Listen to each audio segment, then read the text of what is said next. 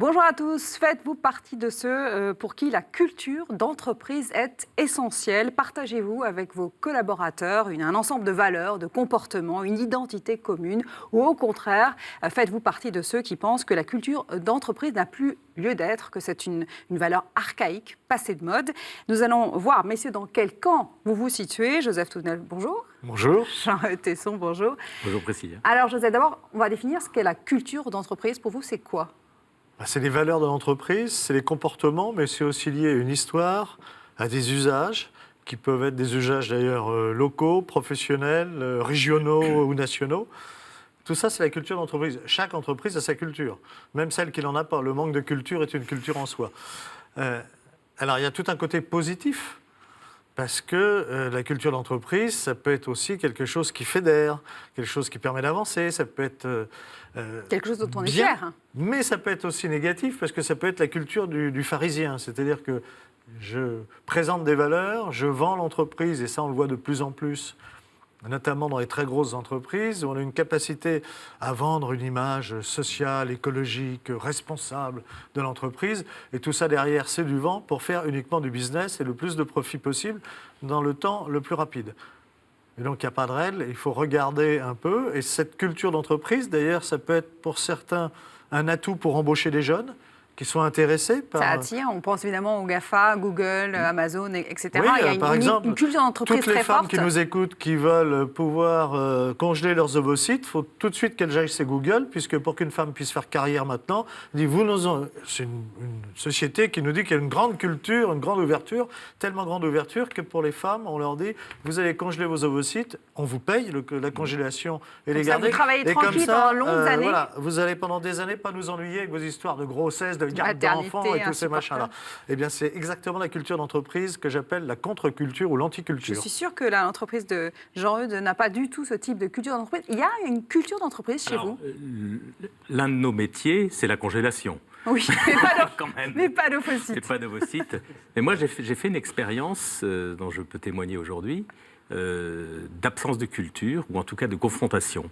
Il y a 7-8 ans, on avait une petite entreprise de logistique du vin à Bordeaux, il y avait 30 salariés, et on a repris notre gros concurrent qui avait 250 salariés. La société, on l'a achetée à la barre du tribunal, elle était en déconfiture, et il a fallu s'atteler à fusionner les deux entreprises, mais surtout à redresser l'activité, et on a commencé par perdre beaucoup d'argent, c'est toujours comme ça qu'on commence quand on redresse, et on avait toute notre attention portée sur l'économie, et 2 ans plus tard, les choses commençait à aller mieux. Et puis, une de mes filles qui était en alternance et qui faisait son mémoire de communication sur la culture, l'harmonisation des cultures en cas de fusion d'entreprises, elle a pu observer, elle me dit, mais attends, mais vous avez complètement raté la fusion des cultures. Elle me dit, comment toi, papa, t'as pu faire ça? Et c'est vrai, j'ai réalisé qu'on était passé à côté, c'est-à-dire on n'avait pas pris en compte le choc des cultures des deux entreprises qui étaient différentes, mais surtout, on n'a pas pris soin d'élaborer ou de cultiver quelque chose de commun pour les salariés réunis dans la même entreprise. Donc il a fallu 2 ans pour qu'on le réalise. Grâce à votre fille. Oui, oui, c'est vrai. Entre autres, un regard extérieur, ça aide. On s'est rattrapé depuis. Justement, et donc non seulement l'entreprise a été redressée, elle marche bien maintenant, mais il y a une vraie culture, j'ai envie de dire même une culture assez exceptionnelle de relations au sein de l'entreprise, entre l'ensemble des collaborateurs, entre la direction, le comité d'entreprise. Donc ça peut marcher, la fusion des cultures peut marcher entre des entreprises différentes. Mais non seulement ça peut marcher, mais c'est nécessaire, c'est-à-dire dans un projet économique, si on met de côté cette notion de culture, en réalité de socle commun, qui va permettre d'entraîner les équipes vers un projet, on va à l'échec. Donc pour moi, c'est nécessaire. Elle repose sur quoi, cette culture d'entreprise, Joseph? C'est quoi les codes? Est-ce qu'il y a même des codes vestimentaires, j'allais dire? Oui, alors ça peut Quand on pense par exemple à Facebook, on voit Mark Zuckerberg avec son t-shirt et ses jeans en permanence. On se dit, en fait, dans ce groupe-là, ils sont tous en t-shirt et jeans. C'est le code vestimentaire. Et il y a d'autres entreprises où le code va être la cravate ou des lieux où le code devait être la cravate. Dans Et mon... d'autres où on va appeler les personnes par leur nom de famille, on va dire Touvenel, dans d'autres on va dire Joseph. Et donc ça, alors c'est ni bien ni mal, ça dépend comment c'est fait, dans quel contexte.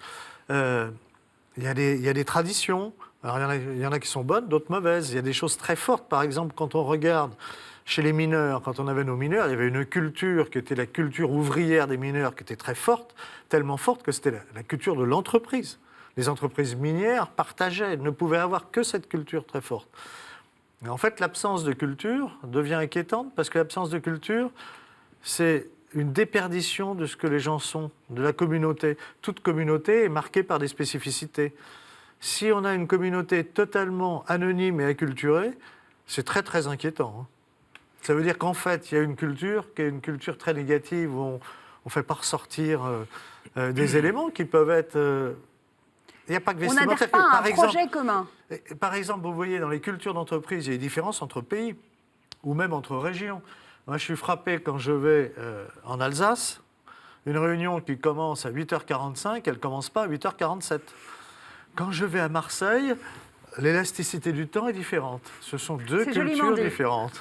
C'est joliment dit. Il n'y a pas de charte interne. C'est-à-dire qu'on n'arrive pas dans une entreprise, à l'entretien d'embauche, et on vous demande de signer cette charte de la culture d'entreprise. Alors, c'est en train de changer avec les valeurs, alors qui peuvent être du pur marketing, comme le disait Joseph très bien tout à l'heure. On s'affiche très open d'esprit, très ouvert d'esprit, mais en fait, derrière, mais quand les tout ça, c'est le marketing. C'est l'expression justement de la culture. À ce moment-là, au moment de l'embauche, on peut échanger, faire réagir le candidat à quelques... En général, il y a 4 ou 5 mots qui décrivent les valeurs. Mais à ce moment-là, celui qui en parle doit l'incarner aussi dans son expression. Sinon, c'est à côté, c'est du seul bavardage. Mais ce que je pense réellement, c'est que à la base des valeurs, il y a la vision, c'est le sens, en fait, que l'on veut donner, que l'on peut donner au travail de chacun. Mais quand on a un objectif, pour y aller, il y a un chemin.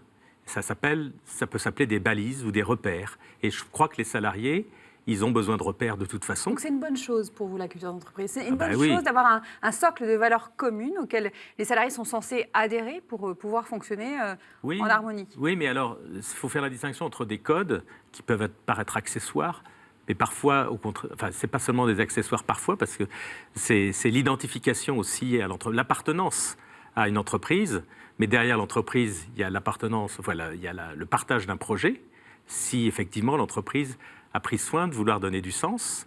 Et du coup, ça se construit par nécessité, mais aussi au quotidien. Simplement, il faut que l'entreprise soit congruente, c'est-à-dire qu'elle soit en cohérence, ce qu'elle fait, ce qu'elle dit, soit en cohérence avec ce qu'elle est, c'est-à-dire ses valeurs, son ADN. Alors, quelquefois, il y a une cohérence, mais regrettable, parce que les valeurs peuvent être négatives. Il y a des entreprises, j'en connais un certain nombre, dont la seule valeur, c'est le maximum de profit en un minimum de temps, et tous les salariés, tous les collaborateurs, c'est une compétition terrifiante, où de toute façon, vous serez les meilleurs. Entreprise aussi. On sait que quand on rentre dans cette boîte, on va avoir une pression énorme. Généralement, j'y rentre parce que je sais que je suis le meilleur et que même si j'écrase les autres, ça sera bien normal, puisque je suis le meilleur. On agrège des gens avec des personnalités assez identiques. C'est absolument négatif. Ça devient un terrain de jeu. C'est un challenge quotidien. Cruel. Et alors, le syndicaliste, souvent, il ramasse les débris après. C'est-à-dire qu'il y a des gens qui ont fait cette carrière-là. Et puis, à un moment donné, ils n'ont pas vu qu'il y en avait d'autres qui allaient pousser derrière et qui vont, à un moment donné, évidemment, leur marcher dessus. Et qu'on fera tout pour qu'ils leur marchent dessus parce qu'ils commencent à être trop chers. Et là, ils s'écroulent. L'univers s'écroule. Généralement, quand je dis l'univers s'écroule, j'ai eu un certain nombre de cas où l'univers s'écroulait professionnellement, où ils sentaient qu'ils allaient être mis dehors, où ils étaient mis dehors. Et ils trouvent que c'est tout à fait anormal la façon dont ils ont traité. Mais comme ils ne sont pas idiots, ils savent qu'ils l'ont construit eux-mêmes. Mais généralement, la vie familiale s'écroule, enfin tout s'écroule. C'est-à-dire qu'en fait, si la culture d'entreprise, c'est bien, à partir du moment où elle promeut des valeurs positives. Bien sûr. Mais est-ce qu'en termes d'image, vous parliez tout à l'heure de l'image, ça vend, c'est vendeur d'avoir travaillé dans une entreprise avec une image forte, une culture d'entreprise forte et connue? Alors c'est vendeur, ça dépend du produit aussi. Mais je pense que ça peut attirer. une culture, à condition qu'elle soit bien perçue, mais pour certains sont attirés justement par le terrain de jeu malsain de la compétition. Mais j'ai envie de dire, tout dépend de la place qu'on laisse à l'homme dans cette culture. Si l'homme est au centre de la culture, je ne veux pas dire que tout est possible et tout est acceptable comme culture, mais en tout cas, ce que je sais, c'est que si l'homme n'est pas au centre, la culture ne sert à rien, enfin ne permet pas à chacun de grandir et ne permet pas à l'entreprise finalement d'être durable. Il y a des milieux, moi j'ai travaillé quelque temps dans une entreprise de cinéma publicitaire, j'étais coursier. C'est très intéressant d'aller sur les lieux de tournage, etc. Mais quand on voyait l'ambiance de ce milieu publicitaire avec les grandes agences, ils étaient tous copains, tous potes, à tu, à toi, et je fume un pétard avec toi, et d'une cruauté, d'une méchanceté les uns vers les autres considérable. Donc entre l'affichage, qui était, on est tous les 68 arts avec leur pétard dans ce qu'ils peuvent avoir de pire, et les côtés 68 qui étaient bons, mais là, je trouve qu'il y a de pire, c'est-à-dire cette espèce de liberté et d'acceptation de l'autre, alors que c'était un enfermement total et un refus de l'autre, mais alors caricatural. Est-ce que ça peut être un frein au changement en culture d'entreprise? Est-ce que ça peut empêcher l'entreprise d'évoluer? Mais complètement, ça peut mettre des verrous, parce que si dans la culture on dit ça c'est possible et ça c'est pas possible, de facto on se prive d'un champ de changement, d'évolution, parce que ce n'est pas dans la culture de l'entreprise, et ça peut être dommage. Mais il faut toujours remettre savoir se remettre en cause. Ou plutôt se demander pourquoi tel code est présent. Voilà. Et s'il a toujours sa raison d'être, en fait. Oui. Est-ce qu'il est utile, est-ce qu'il est inutile? Et ça, on le voit tous les jours en France, avec des métiers qui sont exercés et des entreprises avec une grande culture d'entreprise. Le cheminot a une vraie culture d'entreprise. Normalement, il y a une culture d'entreprise SNCF. Et on voit très bien que ça amène aussi des blocages, parce qu'à un moment donné, la culture d'entreprise, effectivement, peut s'opposer au nécessaire changement. Si le changement n'est pas nécessaire, il n'y a pas besoin de le faire. Donc la culture d'entreprise, c'est une bonne chose, mais il faut savoir évoluer avec le temps, il faut savoir être ouvert au changement et surtout centré sur l'homme. Si je résume un peu ce que vous venez de dire. Oui, ça me va bien. Ça vous va bien tous les deux? Comme toute culture. Merci à tous les deux pour avoir, encore une fois, apporté votre éclairage sur cette question. Merci à vous de nous avoir suivis. Vous pouvez évidemment retrouver cette émission sur kto-tv.com.